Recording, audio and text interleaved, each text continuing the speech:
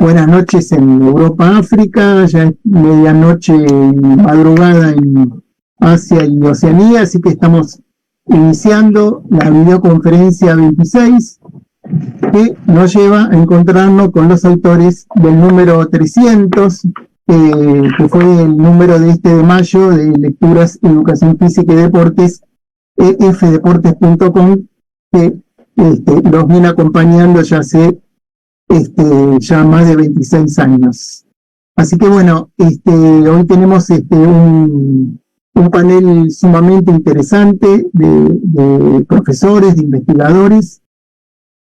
Bueno, lo primero que siempre hacemos es nuestro aporte particular. En este número,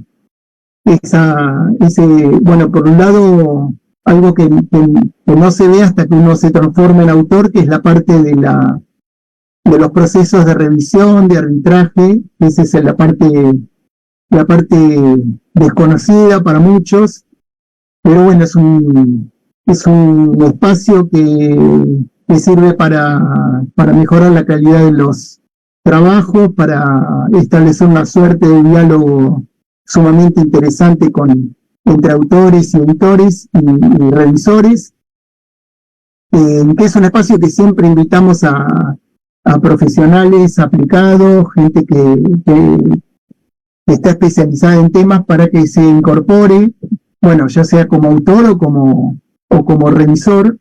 Ese es un espacio muy interesante para entender el trasfondo de la producción de los artículos científicos. Bueno, en lo visible, este mes lo dedicamos al tema de la genética y el deporte. Es uno de los tantos temas de preocupación que tenemos, sobre todo con estos avances notables que tenemos hoy en estos campos científicos, la cantidad de temas que aborda y que trata el mundo del deporte y también de la educación física. Y quisimos tratar este tema por dos cuestiones, sobre todo. Bueno, por un lado, este tema que, si vieron la imagen es una imagen producida por inteligencia artificial. En realidad estamos trabajando detrás de ese tema, de la inteligencia artificial, a través de textos e imágenes.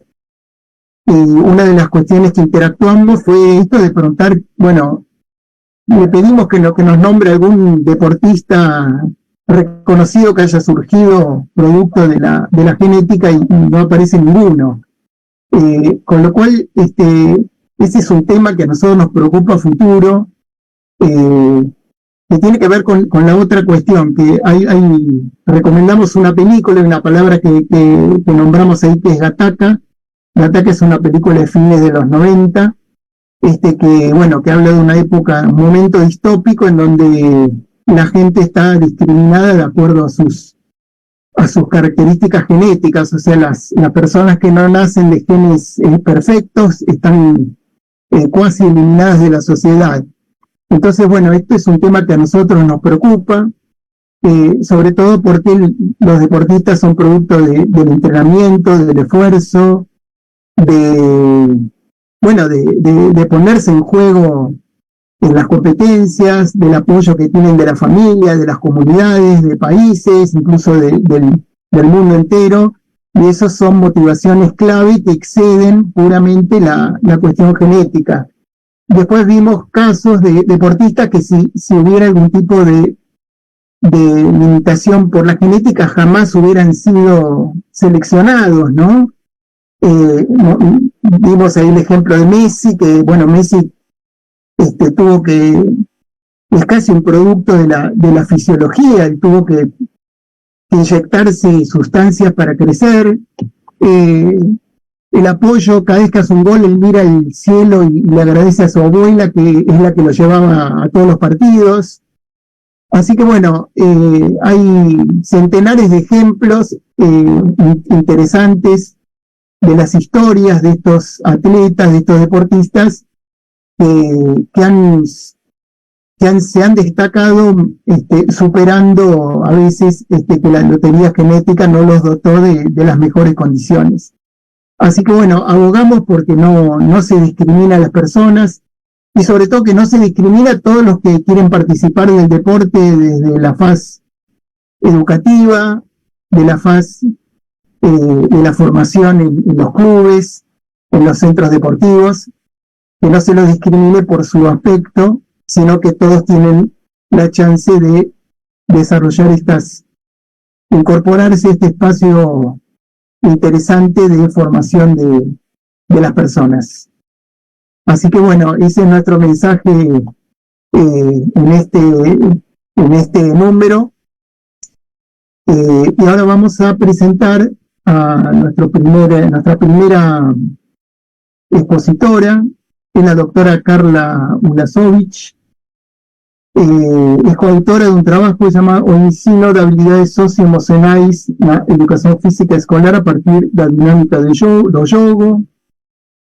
Carla es profesora de educación física, es doctora en psicología escolar y de desenvolvimiento humano, licenciada en bacharel en educación física, pedagoga en neuropsicopedagoga y formada en la Universidad de Sao Paulo. Así que, Carla, bienvenida a este encuentro y adelante con tu presentación. Sonido. Obrigada, professor. Boa tarde a todos. O senhor vai pôr a apresentação dos slides? Já consegui aqui.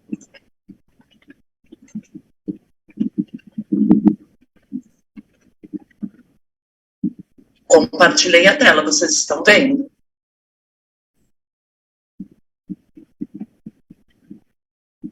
Sim?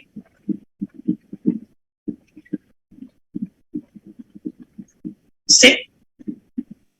Sim. Tá.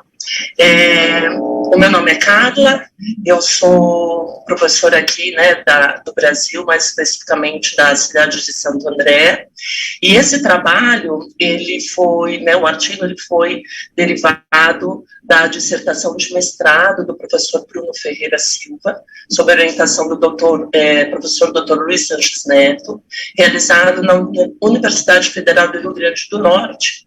E eu e a professora Maria Aparecida, nós fomos a banca, né, examinadora.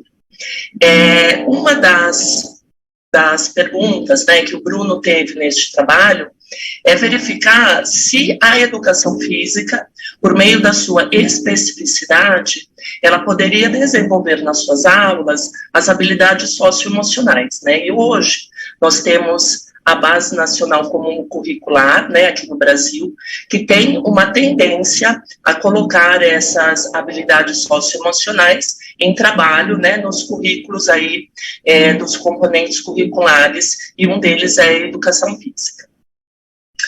Então, o objetivo principal foi de verificar a relação entre a educação física escolar e o ensino das habilidades socioemocionais, considerando o elemento cultural jogo como integrante, né, de todo este processo. Então, a pesquisa ela foi uma pesquisa qualitativa, realizada por meio de um relato de experiência, feito por uma pesquisa de campo, né? Então, os instrumentos que o Bruno utilizou neste percurso foi um questionário, né, elaborado por ele e pelo professor Luiz Sanches, e por meio de uma roda de conversa. Foram realizadas 4 aulas, 1 hora, né, de duração para cada aula, e as habilidades socioemocionais contempladas neste processo foram autocontrole, empatia, resiliência e colaboração. Ou seja, o que ele quis entender se o componente curricular da educação física, mediante o ensino de jogos, poderia desenvolver essas habilidades socioemocionais, né, do autocontrole, empatia, resiliência e colaboração. O ensino, ele foi um ensino online, um ensino híbrido, porque neste momento, né, da coleta de dados do Bruno, nós estávamos em pandemia, né, então as instituições de ensino, elas tiveram aulas online, E por este motivo, a gente, né, o Bruno, ele teve uma redução da população, né, do seu estudo, uma vez que nem todos os alunos, eles tinham acesso à internet, né, aqui, principalmente na cidade onde essa pesquisa foi desenvolvida, e por ser também uma relação interpessoal, né, indireta, uma vez que a gente sabe que as vivências práticas, né, do professor estar presente, do professor conversar ao vivo e a cores com o seu aluno, é uma dinâmica diferente do que a gente tem um acesso aí por videotela, né. Bom, os locais de pesquisa foram em 4 escolas que o Bruno ministra as aulas. Participaram em média 14 alunos em cada uma das escolas, numa idade média entre 11 e 14 anos, totalizando aí 31 participantes. As aulas, elas, como foi dito, elas foram realizadas em 4 aulas, né, com duração de 1 hora cada, e aqui ele discriminou o conteúdo, né, das aulas, principalmente relacionado ao jogo cooperativo. O instrumento utilizado pelo Bruno foi um questionário, onde ele elaborou determinadas situações, problemas, que os alunos participantes, eles tinham que identificar qual era a habilidade socioemocional realizada, né, ou seja, presente durante aquela situação problema. Então, eles foram... as perguntas de número 5 a 8 foram essas situações e problemas, né, que eles teriam que indicar qual das habilidades estaria presente, e as perguntas de 9 a 12, qual era a habilidade que estava naquela situação, problema, e como ele iria resolver. Então, como foi dito, foi realizado, né, em 3 escolas. Aqui está os questionários, né, realizados. O questionário diagnóstico, né, foi dado em qual era a situação, problema, e qual era a habilidade que este aluno identificava. Então, a gente pode verificar que no questionário final, nós tivemos aí uma grande...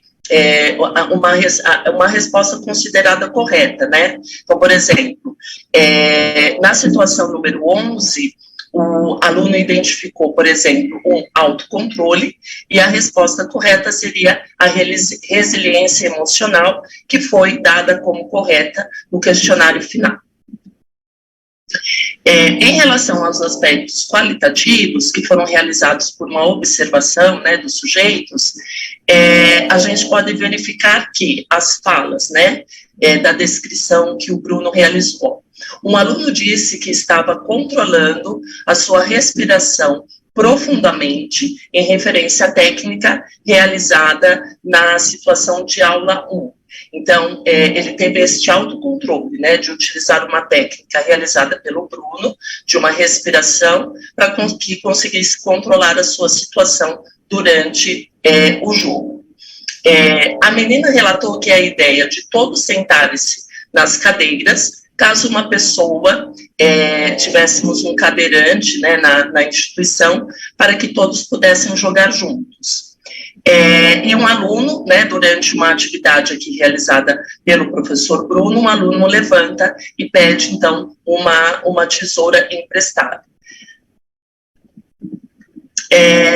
E uma, né, das limitações que o Bruno teve durante este trabalho foi que, e cogitada, né, também na banca examinadora, foi que foram apenas 4 aulas para o desenvolvimento, né, dessas habilidades. Então, o estudo ele tem que se ampliar, né, ele teria que ter talvez um grupo controle, né, foi dado como sugestão, e um grupo experimental, para realmente verificar, né, o grupo, uma troca entre os grupos, realmente, pelas propostas realizadas pelo Bruno, essas habilidades socioemocionais, elas foram realmente atingidas, mas, infelizmente, foi um período difícil para o Bruno, porque foi uma época, né, de pandemia, as escolas tiveram as suas atividades suspensas, e tudo isso aí comprometeu o trabalho dele. Mas, né, uma das conclusões que ele chegou é que é possível, sim, né, fazer com que as habilidades socioemocionais elas sejam integradas como um item de ensino-aprendizagem durante as aulas de educação física. Na verdade, se a gente for utilizar alguns autores espanhóis, né, como César Coll, e que os parâmetros curriculares eles foram embasados, né, nesses autores espanhóis, a gente teria as aulas de educação física em 3 momentos, né, os procedimentos, os conteúdos e as atitudes. Só que muito, né, se foi discutido que essas atitudes elas estariam presentes de uma forma de um currículo oculto nas aulas, e que esses autores destacam que é necessário sim que as atitudes elas sejam ensinadas, né? Então eles têm até um livro que é os conteúdos da reforma, que ele propõe um ensino dessas atitudes, né? E que a educação física, ela não deixe essas atitudes como um currículo oculto, né? Porque todos os procedimentos, conceitos e atitudes, elas estão presentes, mas na nossa área, infelizmente, né, não todos os professores, mas a gente dá maior ênfase aos procedimentos, que é a execução. Né? E hoje se fala muito nesse currículo mais cultural, que a gente precisa trabalhar os conceitos, né? Então, os conceitos, os procedimentos, as atitudes, e eu acho que o trabalho do Bruno, ele foi, né, um insight, né, para que a educação física se preocupe com isso também, né? Porque a gente verifica muito nas nossas aulas, né, o quanto que a gente pede para os alunos saberem perder, saberem ganhar, ter empatia, né, durante as nossas práticas corporais. Essas foram as referências, né, utilizadas por ele no trabalho, alguma delas, né, e muito obrigada.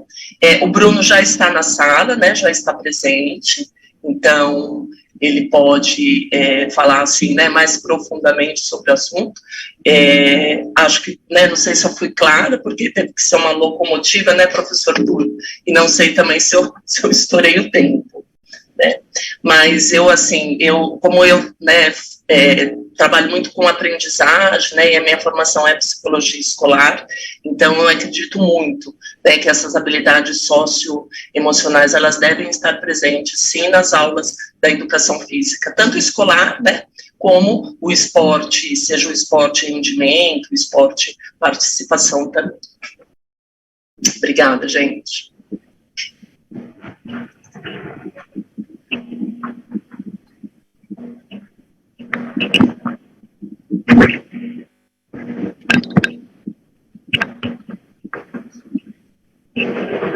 Aí fica o convite, né, Bruno, para o seu doutorado, para que você aprofunde mais o seu estudo.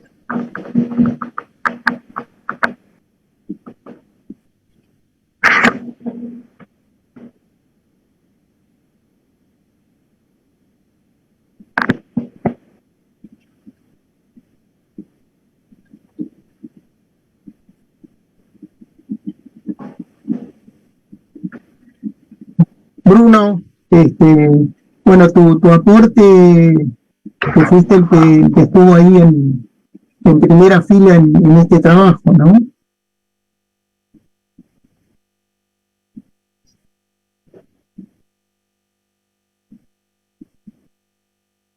Olá, pessoal, boa tarde. Hola. Acabei de chegar aqui de uma das escolas, né? Na verdade, de uma das cidades que eu fiz a pesquisa, né, também, que é a cidade de Sapé, aqui no estado da Paraíba, no Brasil. Nessa cidade, a gente, inclusive, né, como a Carla comentou aí, que a gente teve essa questão do trabalho ser online no período da pandemia, mas na cidade de Sapé, ele foi totalmente online, 100% online, foi via, aqui, né, Google Meet, a gente utilizou nas aulas, mas na cidade de Guarabira e Cuitegi, a gente já estava retornando para o semipresencial no sistema de aulas híbridas, no sentido de que a turma foi dividida ao meio, né? Então, numa semana vinha metade da turma, né? 15 alunos, mais ou menos, e na outra metade, na outra semana, vinha a outra metade para participar das aulas. E aí, esse trabalho, né, foi desenvolvido com uma parte da turma, por isso que o quantitativo ali, inclusive, foi pequeno, né, a amostra populacional, nesse sentido de que só foi realizado com um grupo dos alunos, justamente por causa do tempo também aqui de finalização do ensino, né, do ano letivo, e a gente não conseguiria fazer com a turma completa fazendo a mesma aula 2 vezes, repetindo, né, já que as turmas estavam vindo semana sim, semana não.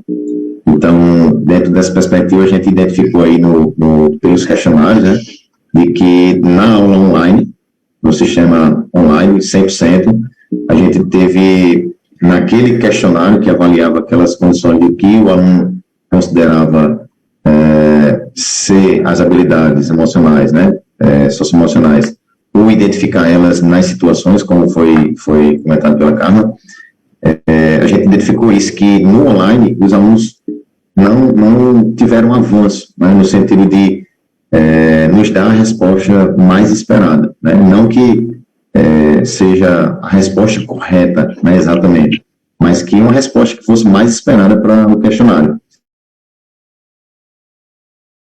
Esse avanço, né, no sentido de que muitos alunos conseguiram, no questionário diagnóstico, ter uma resposta, e ao final, quando esse mesmo questionário foi reaplicado, os alunos conseguiram nos dar respostas mais adequadas para as situações que eles estavam diante ali, né? Então, a gente pensa aí que, de fato, a gente pode ensinar sobre as habilidades socioemocionais atrelado a esse conteúdo da educação física. Então, veja que o objetivo aí, pensando já no artigo, né, inclusive encaminhado para a revista, a gente destacou isso, que a gente não estava avaliando nas aulas, se tinha alguma emoção que estava sendo aflorada ali durante as aulas. A gente, na verdade, estava ensinando, durante as aulas de educação física, associando, né, ao conteúdo do jogo, ensinando sobre as habilidades socioemocionais, que é diferente de outros estudos e outros artigos que avalia se na aula surgiu a emoção, alguma emoção, né, por exemplo. Nesse caso, a gente estava falando especificamente sobre cada uma delas, autocontrole, empatia, né, a resiliência, a colaboração, e destacando algumas técnicas, algumas formas de se aprender isso para que eles pudessem aplicar. Como a Carla falou também, né, uma limitação do trabalho, essa questão do pouco tempo, né, a gente sabe que as habilidades socioemocionais, elas não se desenvolvem assim a curto prazo, né, é uma questão a longo prazo. Então, o trabalho foi nessa proposta de saber se era possível associar esses conteúdos para que a gente pudesse ensinar isso dentro da educação física.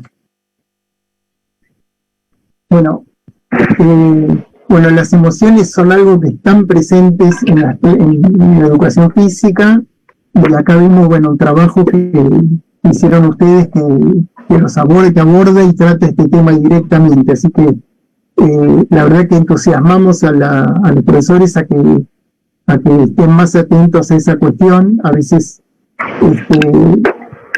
uno ve limitado el trabajo a lo mejor a las capacidades físicas, a las habilidades, y estas habilidades emocionales también son parte de lo que tenemos que estar trabajando y estar atentos.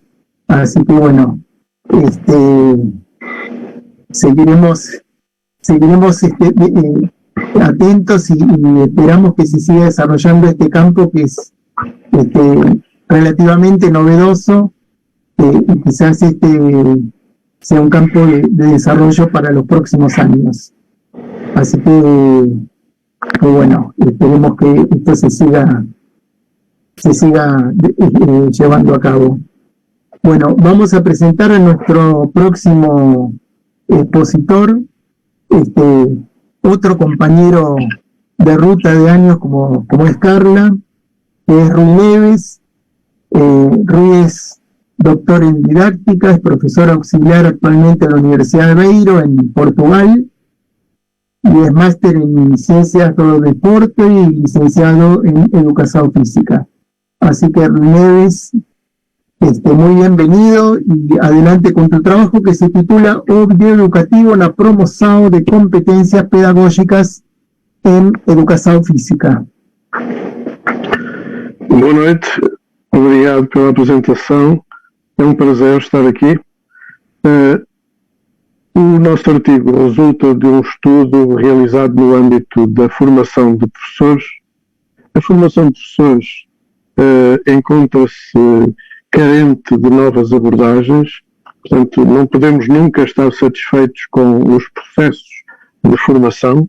Por outro lado, as características dessa formação têm de ter em conta, têm de ter em consideração a área do currículo que utiliza, a área do currículo para que desenvolve competências. No nosso caso, a educação física, todos reconhecemos que tem uma centralidade no domínio do movimento, das ações dinâmicas, das habilidades. A formação didática nesta área, a formação didática na área da educação física, tem uma preocupação com o desenvolvimento de competências pedagógicas. E aqui coloca-se aquilo que Lee Schulman sistematizou ao nível do que é o conhecimento do conteúdo e o que é conhecimento pedagógico do conteúdo. E, portanto, neste tipo de unidades curriculares onde este estudo foi realizado, importa fazer esta transição e que os alunos sejam capazes de refletir e construir conhecimento capaz de suportar a qualidade da sua competência pedagógica, da sua capacidade de intervenção. E é nesse sentido que a utilização do vídeo pode ser, e foi isso que procuramos aprofundar um pouco mais, pode ser um instrumento de reforço dessas competências. O estudo foi feito junto de futuros professores dos primeiros anos, no âmbito da licenciatura em Educação Básica, na Unidade Curricular de Didática das Expressões Artísticas e Motora, através de um questionário online com o objetivo de conhecer as percepções dos estudantes acerca do processo de produção do vídeo. Portanto, nós desafiamos os estudantes a produzirem um vídeo com um máximo de 5 minutos, que tinha como foco suportar, apoiar, ser utilizado nos processos de ensino-aprendizagem e educação física nos primeiros anos.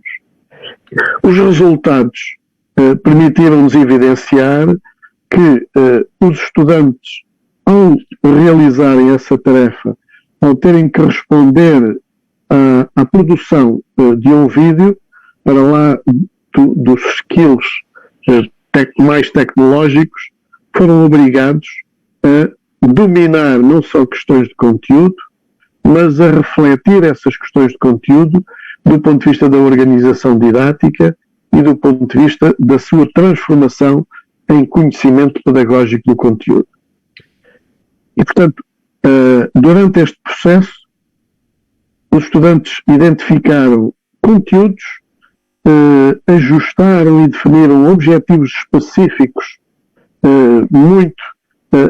muito ajustados, bem como a seleção e as escolhas que se tiveram de fazer ao nível das estratégias. Este pequeno estudo permitiu-nos ganhar mais consciência de que a utilização do vídeo na área da educação física pode ser um contributo para um processo de formação específica deste tipo de competências. O facto de eu ter que construir uma narrativa em que a imagem, em que aquilo que é escrito, em que aquilo que é dito tem de aparecer coerentemente articulado e pensar como é que isso suporta os processos de aprendizagem. Portanto, os estudantes também focaram-se também nos conteúdos, mas por outro lado há um aspecto muito evidente que os estudantes salientaram. Foi a necessidade de uma reflexão individual e de grupo acerca da própria intervenção pedagógica. Portanto, os dilemas, as dúvidas, a forma como superaram tudo isso, através da reflexão individual e da reflexão de grupo, são aspectos desafiantes. Portanto, para nós, o vídeo tem um potencial formativo no desenvolvimento das competências pedagógicas e, portanto, do potencial de intervenção e de crenças de competência de intervenção, que é uma questão muito importante junto dos professores que trabalham nos primeiros anos. A percepção de que não são capazes e é preciso diversificar as estratégias, e a utilização do vídeo penso que foi mais uma abordagem que poderá ajudar a essa reflexão e a reforçar essas competências. Obrigado. Sí, lo que siempre pienso es que hoy cualquiera de nosotros está llevando una cámara de video en el bolsillo, digamos, o sea, Sí. lo cual uno a veces piensa los recursos que tiene a mano, digamos, podemos decir de bajo costo, y que puede utilizar para mejorar su tarea, para documentar determinadas cuestiones. Yo creo que ahí, por lo menos, el tema del video aparece como, incluso en educación física, que se pone en juego cuestiones muy visuales de movimiento. Yo creo que es ahí donde tu trabajo, bueno, toca un tema que yo creo que todos los que están abordando estudios o que están interviniendo en este campo cada vez creo que tienen más en cuenta, ¿no? Sí. ¿Estamos a oír? Sí, sí, te escucho. ¿Estamos a oír? Sí, sí, sí.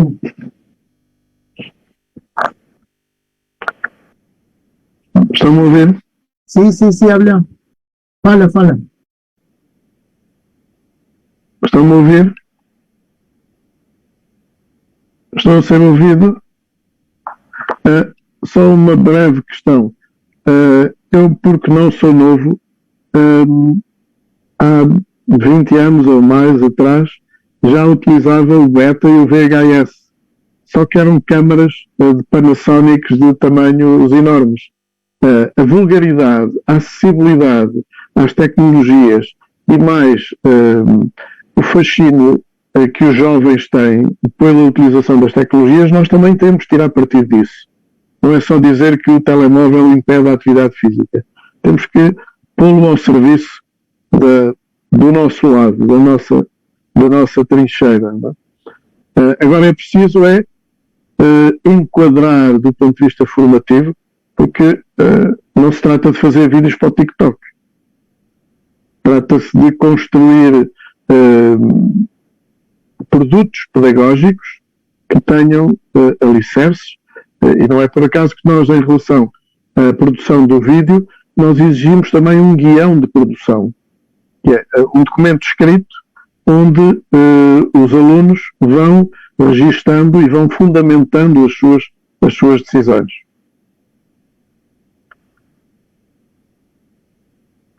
Sí, sí, se entiende el trabajo. Bueno, Luis, te agradecemos el aporte, la presencia, el acompañamiento. Y vamos ahora a presentar a Ubiratán Silva Alves. Doctor Ubiratán es licenciado en Educación Física, graduado en Pedagogía, especialista en Educación Motora, especialista en Formación a Distancia, mestre en Educación, área de Psicología de Educación, doctor na área de Actividad Física, Adaptación y Salud, su área de Antropología Clínica.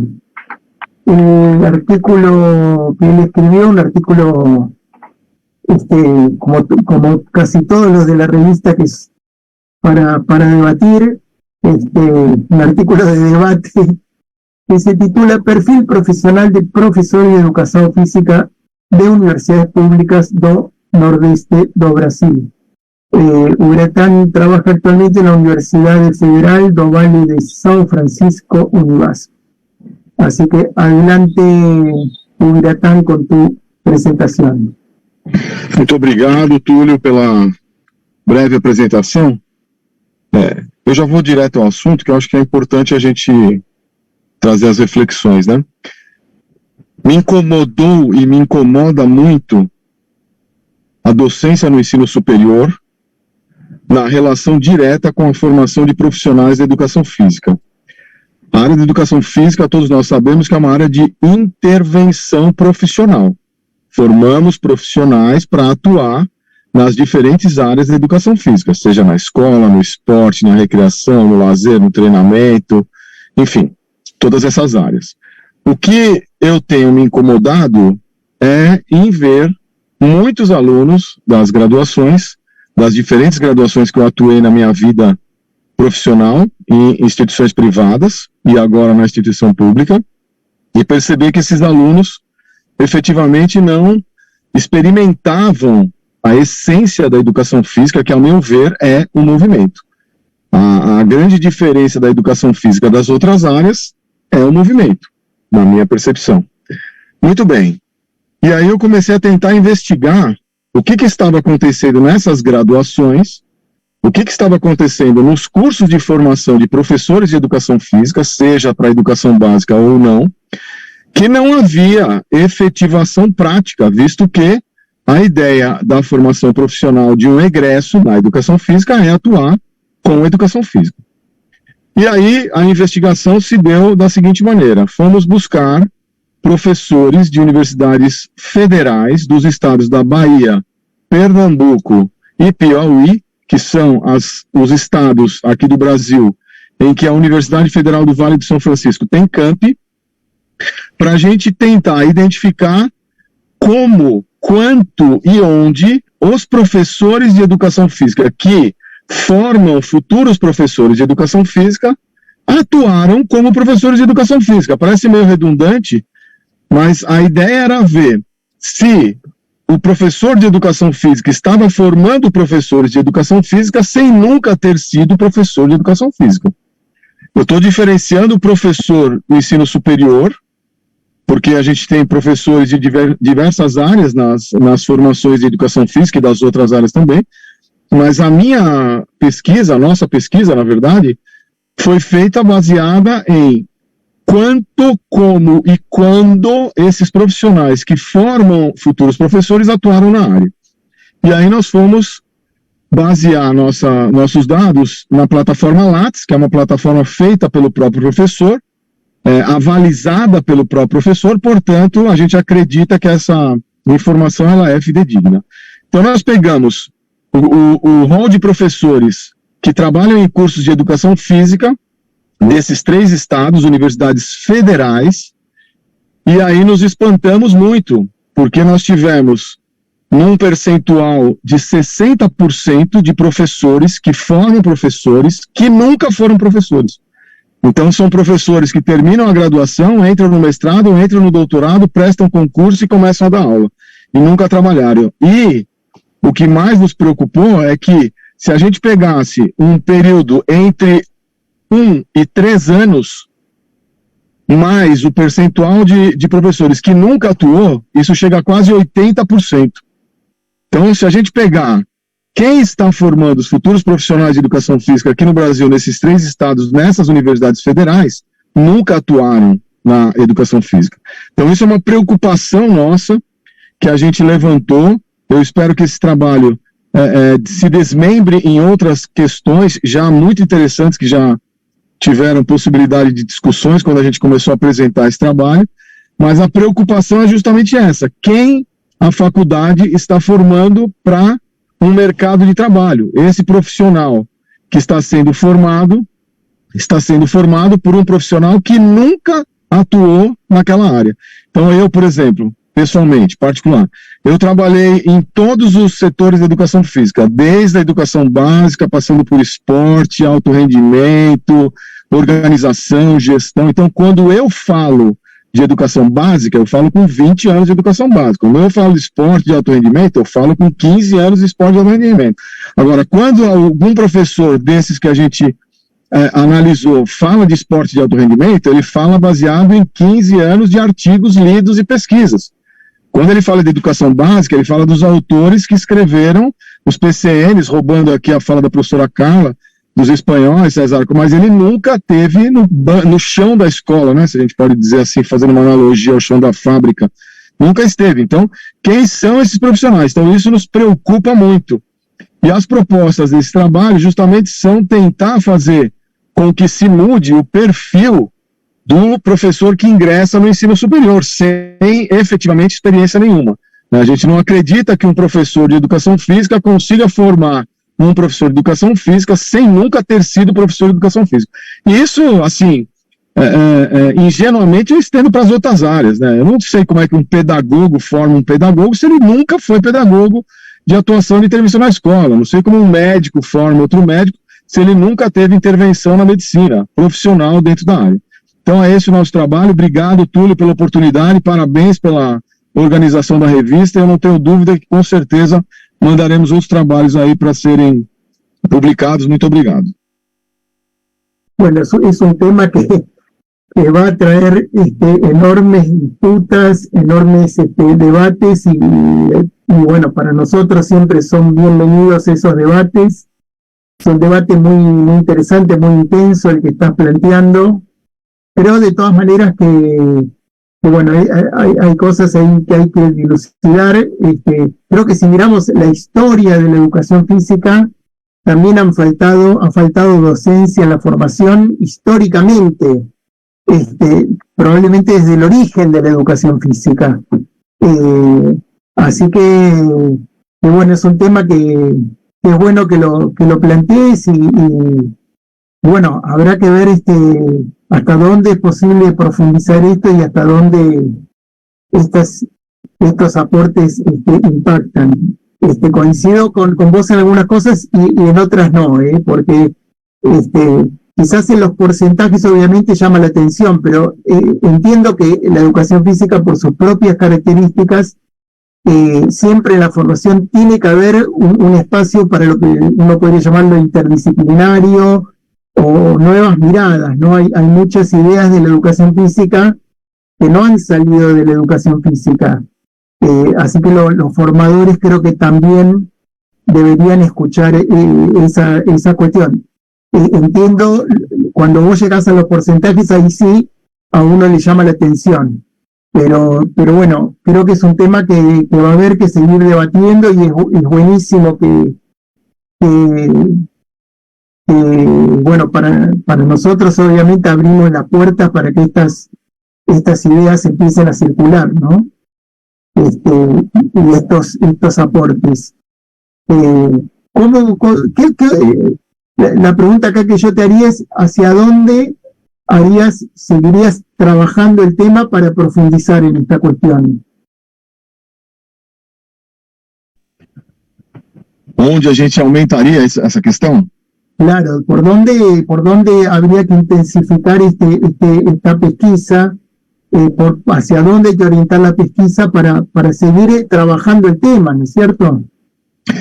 Primeiro, uma questão que já está em voga, que é o excessivo número, o alto índice de evasão em curso de educação física.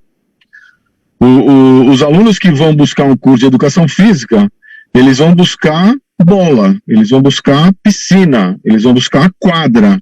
E os professores estão dando para eles slides, estão dando para eles artigos. E aí eles não ficam mais do que um ano e meio. O índice de evasão dos cursos de educação física das universidades públicas, infelizmente, está muito alto. E uma das questões que eu acho que é possível se pesquisar é isso, né?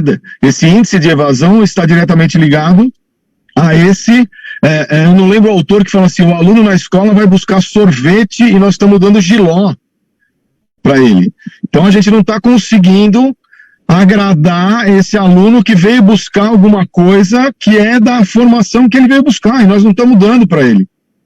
Então isso é uma questão que me preocupa bastante, essa questão da evasão, e eu tenho percebido informalmente que essa evasão acontece por conta disso. Ele veio buscar a educação física na sua essência, que é o movimento, e o professor tem dado para ele exatamente o contrário, né? Tem dado para ele cadeiras, mesas e slides e artigos. Não que isso não seja importante, muito pelo contrário, isso é importante, essencial, imprescindível. Mas a essência da nossa área, a gente está se perdendo. Eu tenho feito conversas com professores de educação básica aqui da região, eu não sou daqui da região do Nordeste, eu sou da região do Sudeste, mas esses professores de educação física das escolas hoje, eles também já estão enveredando para aulas de educação física na educação básica dentro da sala de aula, sem movimento, discutindo questões históricas, questões de Jogos Olímpicos, de regra de jogo, que eu acho extremamente interessantes, mas nós temos um índice de sedentarismo aí no mundo, na questão de jovens e adolescentes, altíssimo. Será que a escola não seria o único lugar possível de se despertar nesses jovens uma relação com prática de atividade física regular? E aí a gente está privando esse aluno. Mas por que a gente está privando? Porque esse professor foi formado em sala de aula com slides e artigos, e aí óbvio que ele vai reproduzir na sala de aula dos alunos do 7º, 8º ano, slides, artigos, textos e escritas. Volto a dizer, não que isso não seja importante, a questão é que isso está dominando grande parte das aulas de educação física escolar, e no ensino superior isso está explícito também, na minha opinião, infelizmente.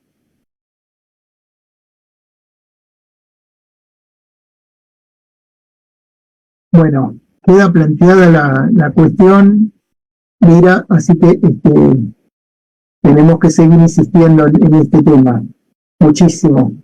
Bueno, en todo caso, vamos a la última presentación que tenemos y a lo mejor volvemos porque sería interesante la opinión de Rui, de Carla y de Bruno sobre este tema, que creo que es sumamente interesante y de enorme peso, ¿no? O alguno de los temas que escuchamos acá de Rui, Carla y Bruno. Bueno, vamos a la última presentación, vamos a escuchar en la voz del doctor Jan Iván Baragaño, un trabajo titulado Investigación en Fútbol Femenino, Antecedentes, Progreso y Futuros Horizontes. Jan es doctor en Ciencias del Deporte, Educación Física y Actividad Física Saludable por la Universidad de Coruña, en España. Es doctor en Ciencias del Comportamiento por la Universidad de Barcelona. Y a la actualidad es profesor titular de la asignatura de Fútbol y Didáctica de la Enseñanza en la Universidad Pontificia de Salamanca, como dijimos, en España. Así que vamos a escuchar la presentación de Jan.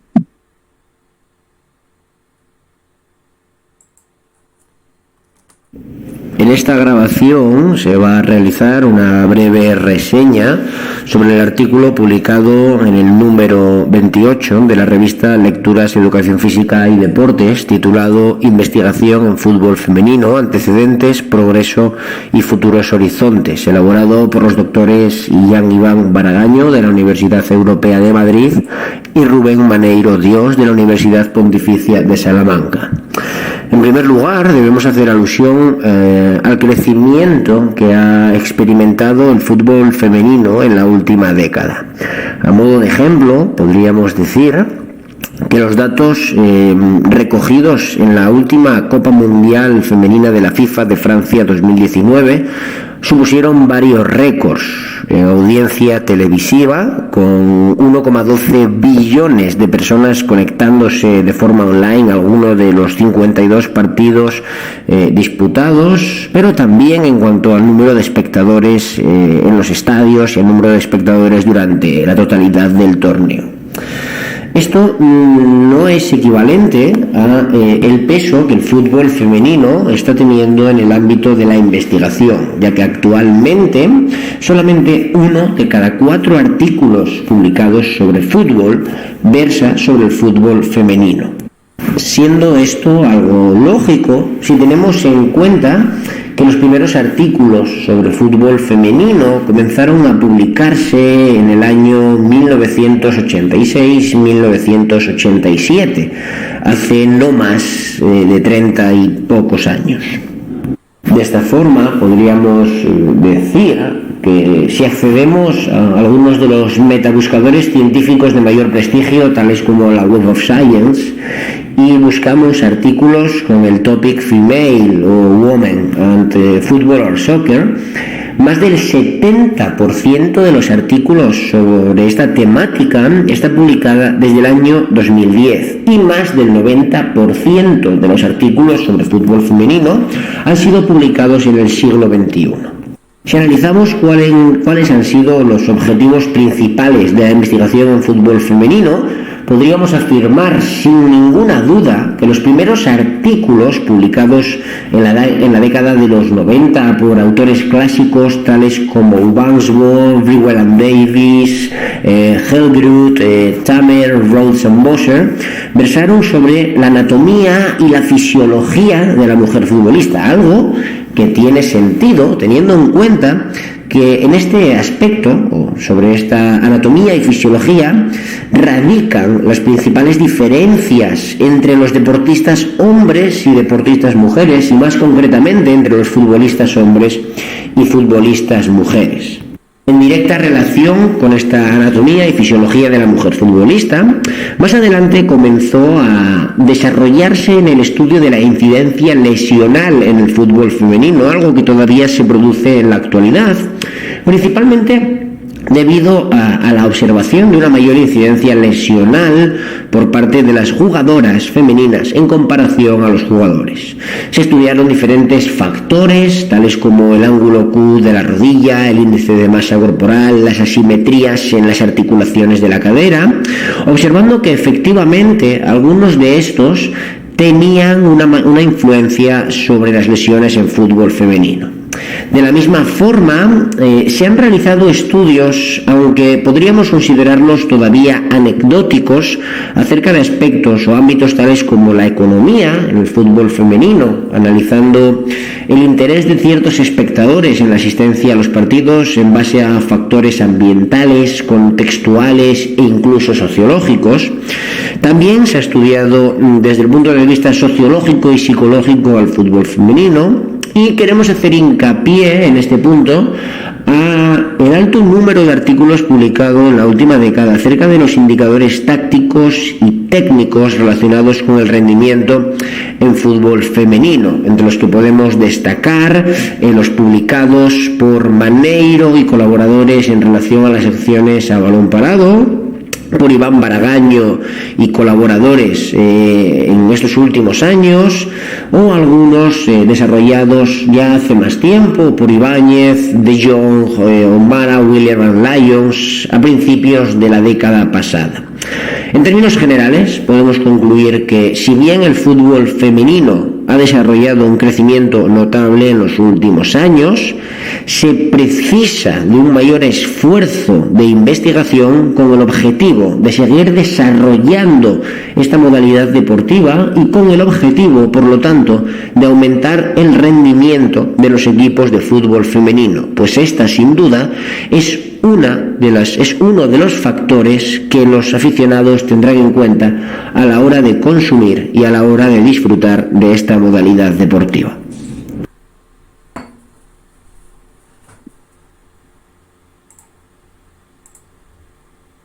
Bueno, agradecemos el aporte de Jean en un tema también en expansión y también polémico, sobre todo que es año de Mundial de Fútbol Femenino.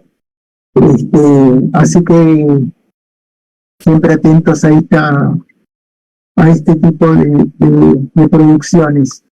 Bueno, a ver, abrimos el espacio para que, a ver si quieren intercambiar, si alguien escuchó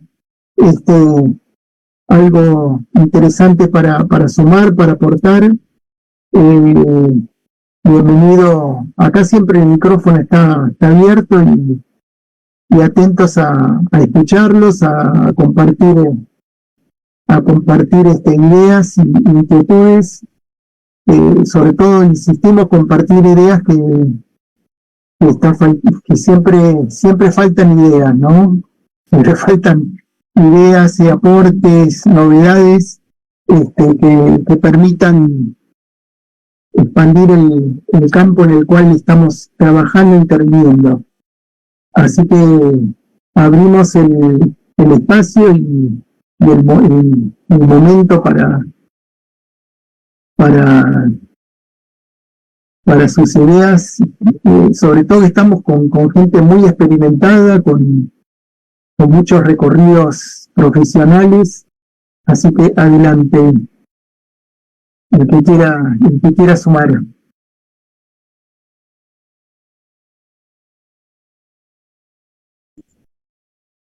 Professor Túlio, eu gostaria de fazer uma colocação em relação à apresentação do professor Biratã. É realmente um problema a falta de experiência, né? Eu vejo que isso daí é uma questão, assim, muito difícil da gente utilizar, né? Práticas eficazes e prazerosas em todas as áreas do conhecimento que a educação física aborda, devido a essa falta de prática e de experiência, né? Como a gente pode perceber, a faculdade mesmo, ela tem um buraco, né, enorme em relação ao campo, né, da prática, porque os concursos, né, por exemplo, se você vai verificar os concursos de prefeituras, né, ou de universidades que seja, ela se propõe a realmente os méritos pelos artigos publicados, né, e etc. E aí, quando esse professor ele passa e ele vai, né, para uma prática, ele também não sabe o que fazer, né. Eu vejo isso, por exemplo, eu sou professora da rede pública municipal aqui de Santo André, e a gente vê, né, assim, o grande buraco que se tem entre um professor que saiu, né, da academia e que tem uma experiência, vamos imaginar assim, na prática esportiva, e quando ele vai para a escola, ele realmente vai reproduzir aquela prática esportiva dentro do ambiente da escola, né? Então as informações assim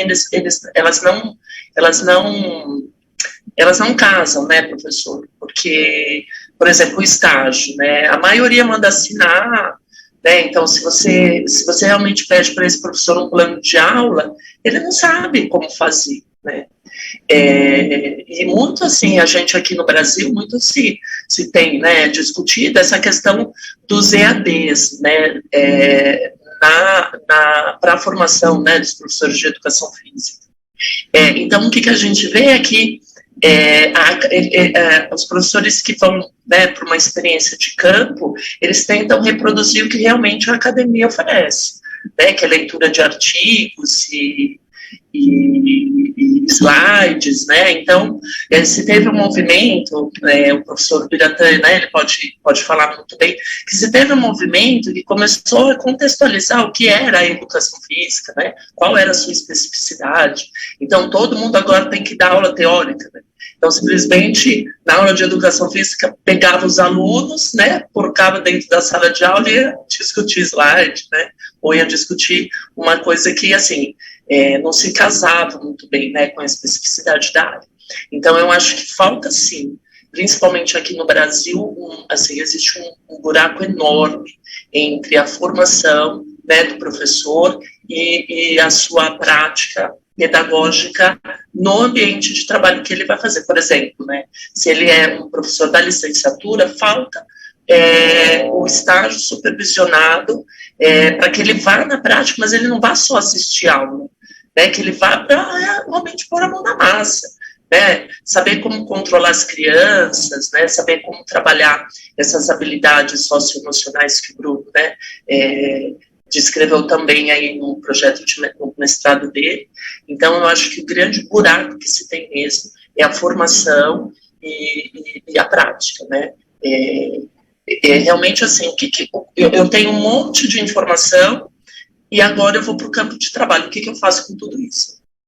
Então, é uma falta essa comunicação, né? E hoje a gente vê nessas universidades que tem a residência, né, pedagógica, do professor Luiz e a professora Luciana lá na Universidade do Ceará fazem muito bem, né, que é realmente discutir essa teoria e vamos ao campo de trabalho, pôr a mão na massa e ver, né, se serve essa teoria, se não serve, vamos contextualizar, né, as crianças aprenderam, como que elas aprendem, né, por exemplo, aqui no Brasil tem um professor que dá a mesma aula de basquete para o primeiro ano até o 6º ano, igual, né, igual, é a mesma, se você for ver o plano de aula dele, é a mesma, então, mas a população é outra, né, as fases de desenvolvimento é outro, então não dá para ser o mesmo plano, né, você pode até ensinar a modalidade de basquetebol,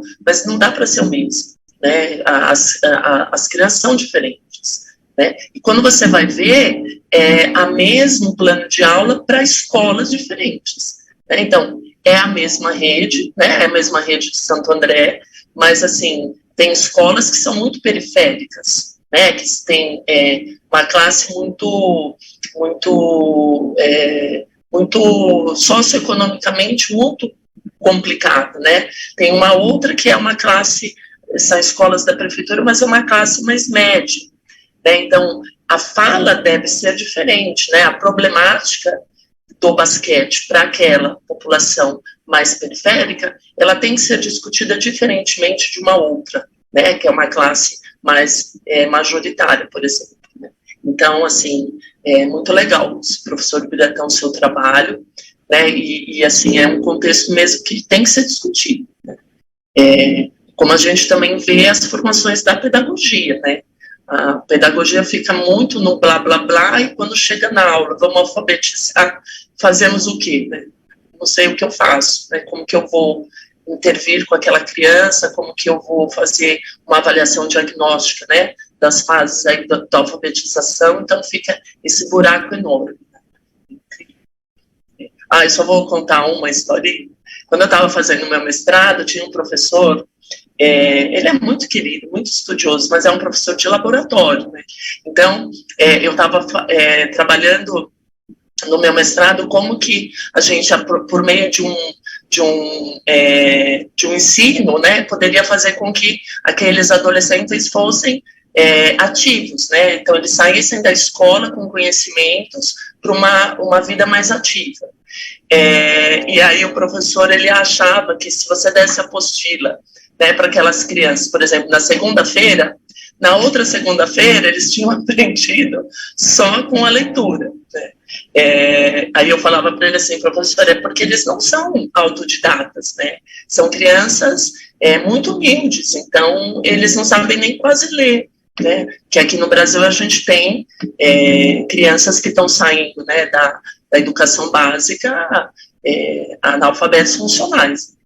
Então, aquela, né, como o Biratã falou, é um professor de laboratório, que tem todo um conhecimento maravilhoso, mas, assim, não sabe o que é uma escola, né, o que é um ensino público, não tem essa vivência, né.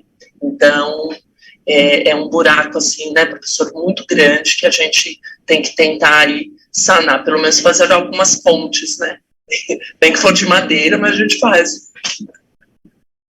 Rui, ¿cómo lo ves eso en Portugal? ¿Cómo ves esa situación?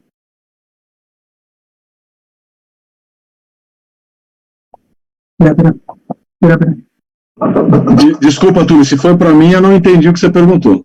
No, le pregunté a Rui en Portugal, ¿cómo ve la situación desde la mirada de él en Portugal? Por eso, ahí vamos. Eu estava a dizer que, para mim, há aqui duas questões extremamente pertinentes.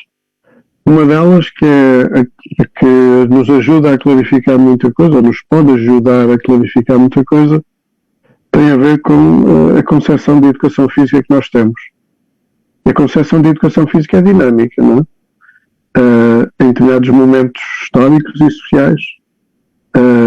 Portanto, eu trabalho com muitos colegas do Brasil, nunca estive no Brasil, mas já aprendi que há muitos Brasis. E, portanto, a primeira questão é a concepção de educação física. E a outra questão do estudo do outro colega, que eu não lembro o nome, que é muito pertinente, que é o perfil dos formadores. Qualquer formador arrasta para a formação a natureza da sua experiência profissional, arrasta para a formação tudo aquilo que são o conjunto de crenças, de conhecimentos, de experiências que vai partilhar e vai colocar no contexto da sua formação.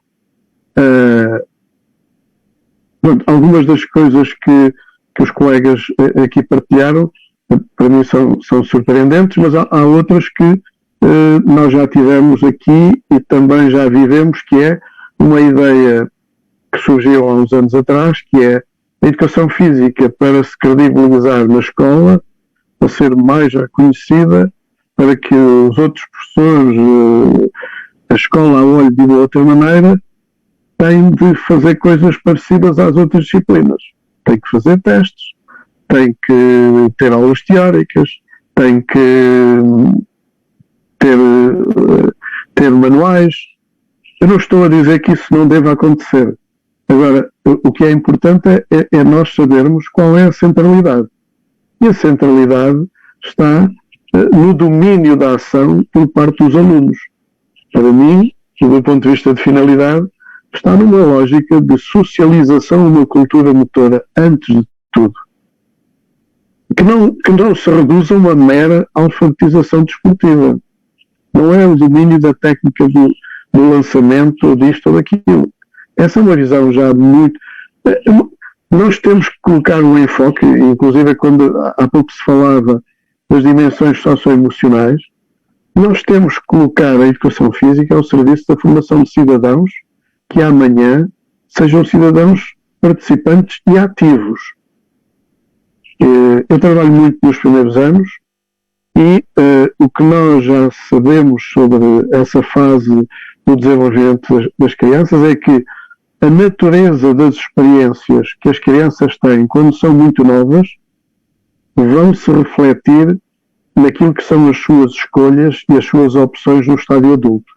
Portanto, ter boas práticas de educação física na escola, ter práticas de qualidade, e hoje a agenda internacional está muito focada nas questões da qualidade. A qualidade dos profissionais, a qualidade daquilo que são os processos de aprendizagem, aquilo que é hoje a preocupação que o aluno perceba o que é que está a aprender. Não é o aluno que passa pelo futebol, é o futebol que contribui para o desenvolvimento do aluno. Portanto, eu acho que a questão, aqui em Portugal há uns anos também houve muito a questão dos estudos, e neste momento há um estudo feito por uma fundação acerca dos formadores das escolas, não de educação física, mas em geral, e um dos resultados é um pouco semelhante a esse, não no sentido que são pessoas que nunca estiveram na prática, que nunca estiveram na escola, mas são pessoas com níveis de formação muito superiores e que nunca estiveram no contexto dos primeiros anos. E, portanto, há esse desfazamento. Agora, as questões da socialização profissional, que se inicia com os processos de estágio, são, em termos da formação, hoje transversalmente considerados uma questão fundamental do ponto de vista de os estudantes perceberem o sentido da sua profissionalidade e daquilo que vão fazer e porque é que vão fazer. Bueno, Bruno, te toca desde tu experiencia, que tu aporte también es sumamente valioso. ¿Cuál es que nos puedes sumar a estos debates? Eu queria fazer aí justamente uma associação com o que o Rui acabou de falar, né, e toda essa lógica que a gente está discutindo, no sentido de que, por exemplo, aqui no estado da Paraíba, algumas cidades, elas não têm a educação física no ensino fundamental 1, né, do primeiro ao quinto ano, como obrigatório. E aí tem um problema grave, que é o que o Rui acabou de falar, que as experiências da infância, elas vão servir lá para o futuro, né? E aí o problema é, se as crianças não têm educação física do 1º ao 5º ano, quando elas chegam do 6º, né, para frente até o 9º ano, elas começam a ter essas aulas de educação física, só que elas já vêm com desinteresse do movimento, já ficam naquela condição do sedentarismo, e aí quando o professor propõe uma atividade prática, uma boa parte já não quer fazer, uma boa parte, né, vem com as desculpas das meninas, sempre, né, uma maioria com aquela desculpa de que não pode fazer porque está menstruada, né, no sentido de dizer que elas falam para a gente assim, que está naqueles dias, não pode fazer, e a gente fica nessa situação, né, principalmente o professor, no meu caso aqui, eu sou professor do 6º ao 9º ano, e aí, quando a gente tem esse encontro com os alunos do 6º ano, que questionam se eles tiveram aula de educação física no 5º ano, no 4º ano, que não tem, a gente identifica muito isso de que, na hora da prática, os alunos ficam lá, escorados na parede, não vou, estou com preguiça, eu não quero, eu não sou obrigado, e aí a gente fica numa situação difícil, porque a experiência, né, que ele não teve, como ele falou, a gente não tem como colocar ela de imediato ali. Aí você tem todo o trabalho para poder fazer com que ele goste da prática, que ele veja uma motivação nessa prática, e aí o que a gente tem feito é essa diversidade de conteúdos, essa diversidade de práticas, na perspectiva inclusiva, para tentar exatamente fazer com que todos tenham essa condição de participar, né? É lógico que entra muita dificuldade aí, o que o Biratã estava falando, é que, por exemplo, né, se você chega para uma sala de aula que a maioria das pessoas, elas não estão com aquela vontade, com aquela motivação para fazer a prática, acaba incentivando outras pessoas a também não fazerem. E aí vem a dificuldade maior, que é exatamente quando você está propondo uma aula prática e uma boa parte não quer fazer. E aí você fica ali com 5, 6, 8 querendo fazer, com aquela motivação, e a outra parte todinha com várias desculpas, né? Então isso aí é um problema que a gente está vivendo, assim, eu acho que mais nesses últimos anos para cá, inclusive pós-pandemia, né? Que aí o pós-pandemia trouxe esse aspecto mesmo também das pessoas ficarem paradas, né? Sem o movimento, e algumas ainda usam a máscara, e você vai perguntar por que ela usa a máscara. É apenas uma questão de timidez mesmo, não é mais Covid, não é mais nenhuma síndrome aí gripal, é só pela questão da timidez, e aquela pessoa é uma das que menos faz a prática da educação física, né? Bueno, Biratán, te damos un poco el cierre del debate, un poco supongo que para vos fueron algunos aportes más a todo este tema que estás planteando, que yo creo que es un tema de interés global. O sea, esto que planteas, yo creo que lo que planteó Bruno, lo que dijo Carla, lo que Ruiz nos está diciendo, creo que son temas que la educación física está enfrentando, estas problemáticas y estos dilemas, yo creo en cualquier espacio en donde se está representando, ¿no? Se está llevando a cabo. Así que, Biratán, adelante. Posso fazer uma colocação? Muito obrigado. Sim. Algumas questões rápidas aqui. Primeiro, que a nossa concorrência com a tecnologia da informação, educação física versus tecnologia da informação, ela é desleal até o ponto do professor não conseguir vencer a tecnologia da informação. Enquanto a educação física for mais chata, menos agradável que o celular, ele vai ficar no celular, isso é óbvio. Os professores de educação física, em grande medida, historicamente, têm usado um conteúdo muito restrito. A quantidade de propostas é muito restrita. Eu já fiz essa pesquisa. Nós temos hoje, só de modalidades olímpicas, mais de 400 modalidades catalogadas. E não olímpicas, mais de 400. Uma turma de educação física na escola tem, em média, 60 aulas por ano. Se você colocar uma modalidade esportiva por dia diferente, você tem 60 aulas diferentes. Então, é fácil? Isso não é fácil, dá um baita de um trabalho, os professores não estão acostumados a fazer isso, né? A gente está acostumado a trabalhar com aquilo que a gente tem mais facilidade, isso é comum. Ginástica, tem mais de 50 tipos de ginástica diferentes. Dança nem tem números, é infinito o número. Então, assim, conteúdo para trabalhar tem, mas tem que estar vencendo a tecnologia da informação, porque entre a tecnologia da informação e ficar suado, ainda que menstruada, as meninas em especial, ela vai preferir ficar, óbvio, na tecnologia da informação. Então, a perspectiva que eu vejo na escola, com muitos anos de trabalho, é achar uma prática física, uma prática motora que traga prazer para aquela criança, para aquele aluno, para aquele adolescente. Outra questão que eu queria lembrar é o seguinte: para vocês mais jovens, talvez vocês não saibam, mas na década de 70, o ensino superior no Brasil, em todas as áreas, tinha disciplina de educação física. Quem fazia direito tinha educação física, quem fazia engenharia tinha educação física. Por que perdeu? Porque não mostramos a importância. Já estamos perdendo no ensino médio. O ensino médio também, hoje, praticamente é foco no Enem. Estamos perdendo o ensino médio.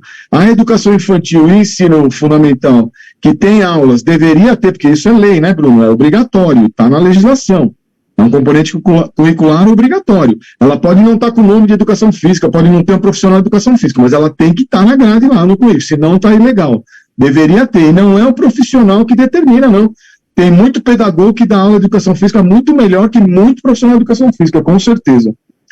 Outra questão que eu queria levantar é a seguinte: nós estamos preocupados em formar na graduação técnicos, com conhecimentos técnicos, conceitos técnicos, científicos, estamos esquecendo o mais importante da nossa área, que são as relações humanas.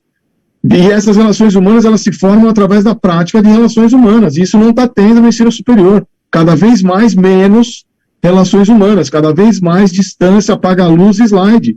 É isso que está acontecendo, não estamos criando relações humanas. O mercado hoje, muito mais preocupado com a questão técnica, eu estou falando com anos de experiência em contratação de profissionais, está preocupado com quem é você, como é que se relaciona com os outros, como é que você trabalha em grupo, como é a sua liderança, como você trabalha como líder, como liderado. Muito mais importante do que saber o conceito do ciclo de Krebs, que está na internet, está em qualquer lugar onde todo mundo tem acesso. Como é que a gente está formando profissionais que vão trabalhar com relações humanas? Quando você dá aula para o seu 6º, 7º ano, Bruno, você tem que, muito mais do que o conceito da educação física, tratar com essas relações humanas. Quando a menina fala para você que ela está menstruada, você vai ter que, de alguma forma, resolver esse problema. E, por fim, a última questão que eu queria levantar é que nós temos pensado na graduação em formar pesquisadores. Só que o mercado de trabalho privado não contrata pesquisadores, pelo menos aqui no Brasil não contrata. O único lugar que contrata pesquisador na área de educação física aqui no Brasil são as instituições públicas, e cada vez mais menos. Então, não adianta nada a graduação formar excelentes pesquisadores, excelentes organizadores de projetos, confecções de artigos, etc., se o mercado de trabalho da educação física não vai querer esse pesquisador. Ele quer um cara para dar aula para o 6º ano, quer dar aula para personal, quer uma pessoa para dar aula de natação para deficiente, é isso que o mercado quer. Então a gente precisa também repensar, né, em especial aqui no Brasil, nessa nossa formação extremamente técnica, cada vez mais técnica, e o mercado, infelizmente ou felizmente, não está tão preocupado com essa questão. Era isso. Bueno, la verdad que ahora te doy la palabra. Una cuestión casi de cierre. La verdad que es un gusto compartir con ustedes y poder tratar estos temas de enorme trascendencia, de enorme importancia. La revista yo creo que existe y se expande y sigue adelante gracias a cada uno de ustedes que aporta ideas, que aporta críticas, que no se pone límites a esto, y aun cuando sean cuestiones quizás que no son usuales y la gente no tiende a veces a cuestionar, entiendo que estas miradas sin duda es lo que permite generar políticas para la mejora y para que lo que hacemos sea cada vez más reconocido. Desde este lugar y con todos ustedes, invito a la gente a que se integre a este recorrido que estamos haciendo, que como ven, no solo es esto de publicar trabajo, sino de poder estar en un espacio como este, compartirlo y bueno, plantearlo, defenderlo, discrepar, y creo que eso es lo que hace relevante a un campo de conocimiento e intervención como el que todos nosotros estamos participando. Y después, bueno, reconocer que acá el compromiso no tiene edad, digamos. Acá estamos personas de distintas generaciones preocupadas, y que desde nuestras producciones y trabajos intentamos mejorar día a día el mundo que nos rodea. Así que, bueno, invitamos a todos a participar de esto. Sobre todo, bueno, no solo, vuelvo a repetir, no solo desde la publicación de trabajos, sino también desde las revisiones, que son claves para que la calidad sea lo más relevante posible. Y bueno, también a difundir esto que hacemos. Lo que hacemos, si quieren, lo que hacemos ahora, hacemos hacemos un último recorrido, pero tiene que ser muy cortito. ¿Está? No nos podemos extender demasiado. Utilicen esa capacidad de síntesis que yo sé que la tienen. Así que bueno, adelante, Rui, que me habías pedido la palabra. Adelante, Rui, con tu comentario. Espera. No. Sonido. No, sonido. Falta el sonido. Professor Rui, está desligado o seu som? As minhas desculpas. Eu estava a dizer que uma questão que me parece muito relevante relativamente a todos estes problemas que nós estamos a falar é que não devemos pensar que na Finlândia, na Holanda, na Suécia, tudo isto está resolvido e que só nos nossos países é que há problemas. Eles também têm problemas, só que são diferentes. E eu conheço melhor as realidades da educação física nos primeiros anos, e eles também têm os mesmos problemas. Não tínhamos a ilusão de que às vezes os países podemos destacar, mesmo na Austrália há coisas boas e coisas más, e portanto o labor é sempre no sentido de fazermos cada vez melhor. A outra questão é sobre as tecnologias. Não sei se por eu ser professor num departamento que forma professores e que incorpora uma dimensão de tecnologias, eu desde há muito que penso que nós não vamos derrotar as tecnologias. E, portanto, do ponto de vista da formação e principalmente do ponto de vista da educação física, nós temos que pensar como é que colocamos as tecnologias ao serviço dos nossos objetivos. E, portanto, como é que as tecnologias podem ser promotoras da atividade física dos jovens? Como é que as tecnologias podem ser promotoras do reforço da aprendizagem e educação física? Como é que as tecnologias podem ser promotoras do desenvolvimento de competências socioemocionais? Nós às vezes fazemos, eu costumo dizer que ter estratégias BD, boas e baratas, boas e pouco custosas. Por exemplo, nós temos feito experiências com crianças de 6 anos, 7 anos, que é mandar um trabalho de casa. E o trabalho de casa de educação física é ir fazer uma caminhada com o pai, com a mãe, com a família, mas documentar isso através de um vídeo, documentar isso através de um registro qualquer. Portanto, as tecnologias têm também essa possibilidade, não só as aplicações, não só o facto delas permitirem hoje a facilidade de gravação. Portanto, acho que temos de pensar também nisso. É só. Bueno, Carla, tu cierre.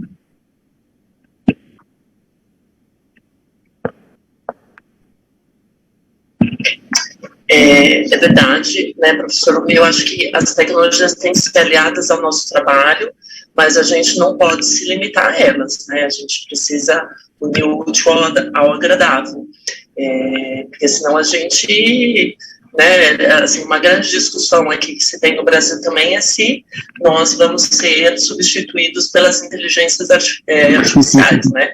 Porque hoje o que tem programas aí, né, que ajudam você a emagrecer e fazer exercício, né, online, vídeo gravado, né, então aí os professores ficam, né, meio temerosos porque, eu vou perder o campo de trabalho, mas aí é como o professor me falou, a gente precisa aliar o útil ao agradável, né.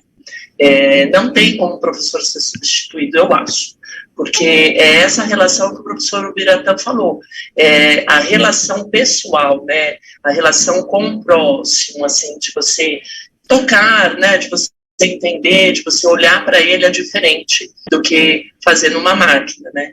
E aí a gente verifica também, né, professor, nas academias, quanto que essas academias que já trazem, né, uma precisão de exercício feita, te deixa lá nos aparelhos e vai embora, você não volta mais, né? Porque, primeiro, que o aluno não sabe nem mexer nos aparelhos, e segundo, que eu preciso entender se eu estou fazendo o movimento certo, né? Uma vez eu cheguei aqui numa academia, eu tenho uma artrose na coluna muito severa, e eu faço pilates, mas eu preciso fazer o trabalho de musculação. Aí eu fui numa academia aí, e aí eu falei, olha, eu tenho esse problema, né? Precisa ser, eu acho que um plano de trabalho de acordo com as minhas possibilidades de movimento, por causa da artrose, né? Aí a menina falou assim, não, o professor vai ficar com você só o primeiro dia, porque você tem problema, depois você pega a sua fichinha e você mesmo vai caminhando nos equipamentos aqui, né? Aí eu falei assim, olha, eu sou professor de educação física, mas eu não sei mexer nesses equipamentos, né? Preciso de alguém que fique comigo me ajudando. E aí eu não voltei mais, né? Porque eu fui um dia, 2, aí me largaram lá, não sabia nem como colocar o peso, né, porque eu não sei, né, os aparelhos de academia e musculação, e aí eu fui embora, né, nunca mais voltei.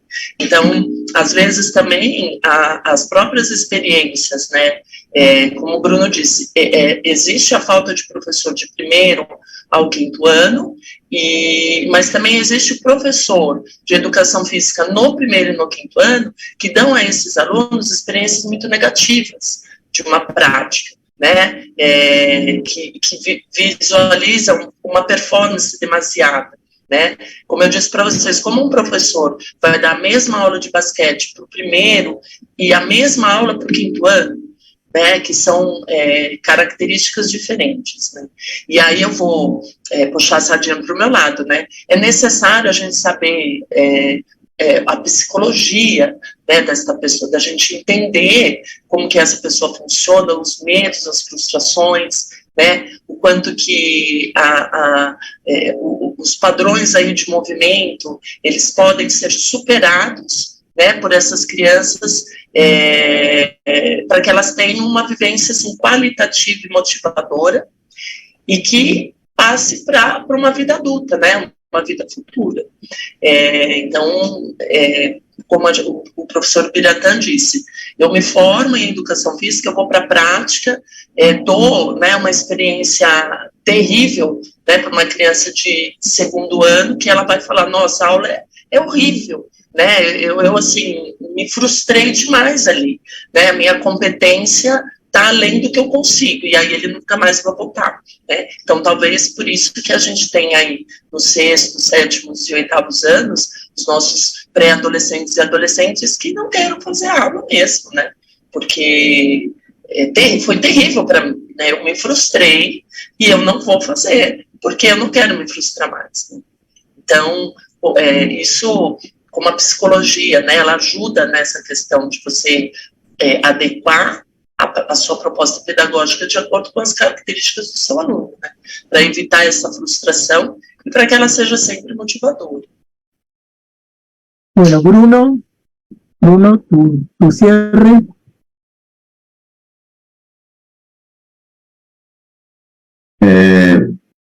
Eu acredito aí exatamente que a gente pode associar exatamente essa condição dessa relação que se tem, né, do professor, já inclusive pegando o gancho com o que o Ubiratã falou, desde a graduação, né, desde o ensino superior, que isso seja melhorado, né, do ponto de vista dessa relação interpessoal, né, dessas habilidades socioemocionais que a gente tem debatido aqui, né, no artigo, para que isso saia de cima da graduação e vá lá para o chão da escola, né, como o diretor colocou, e isso possa ser algo que a gente consiga vislumbrar aí de uma forma melhor para os próximos anos.